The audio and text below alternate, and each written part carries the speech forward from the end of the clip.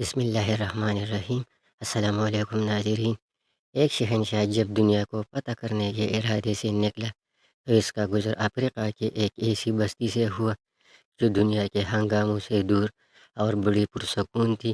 یہاں کے باشندوں نے جنگ کا نام تک نہ سنا تھا اور وہ فاتح و مفتوح کے معنی سے نہ آشنا تھے۔ بستی کے باشندے شہنشاہ اعظم کو مہمان کی طرح ساتھ لے کر اپنے سردار کی جھونپڑی میں پہنچے۔ سردار نے اس کا بڑی گرمجوشی سے استقبال کیا اور پھلوں سے شہنشاہ کی تواضع کی۔ کچھ دیر میں دو قبائلی فریق مدعی اور مدعا علیہ کی حیثیت سے اندر داخل ہوئے۔ سردار کی یہ جھونپڑی عدالت کا کام بھی دیتی تھی۔ مدعی نے کہا، میں نے اس شخص سے زمین کا ایک ٹکڑا خریدا تھا۔ ہل چلانے کے دوران اس میں سے خزانہ برآمد ہوا۔ میں نے یہ خزانہ اس شخص کو دینا چاہا لیکن یہ نہیں لیتا۔ میں یہ کہتا ہوں کہ یہ خزانہ میرا نہیں ہے کیونکہ میں نے اس سے صرف زمین خریدی تھی اور اسے صرف زمین کی قیمت ادا کی تھی، خزانے کی نہیں۔ مدعا علیہ نے جواب میں کہا، میرا ضمیر ابھی زندہ ہے، میں یہ خزانہ اس سے کس طرح لے سکتا ہوں؟ میں نے تو اس کے ہاتھ زمین فروخت کر دی تھی۔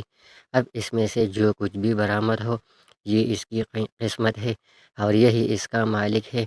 میرا اس زمین اور اس میں موجود اشیاء سے کوئی تعلق نہیں ہے۔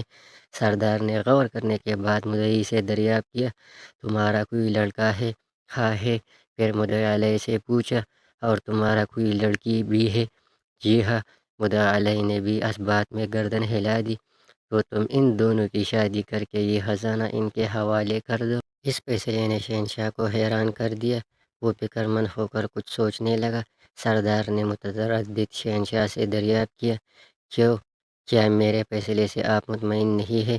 نہیں، ایسی بات نہیں ہے، شہنشاہ نے جواب دیا، لیکن تمہارا فیصلہ ہمارے نزدیک حیران کن ضرور ہے۔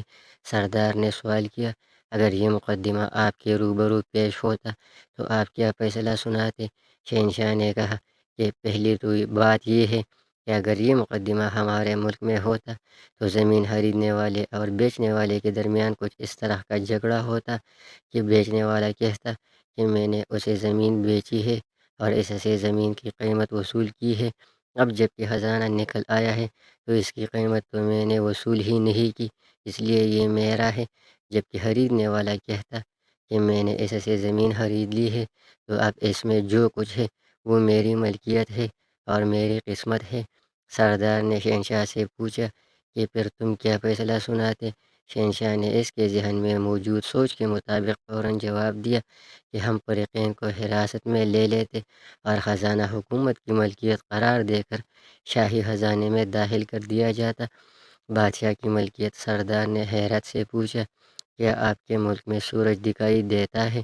جی ہاں، کیوں نہیں، وہاں بارش بھی ہوتی ہے۔ بالکل، بہت خوب۔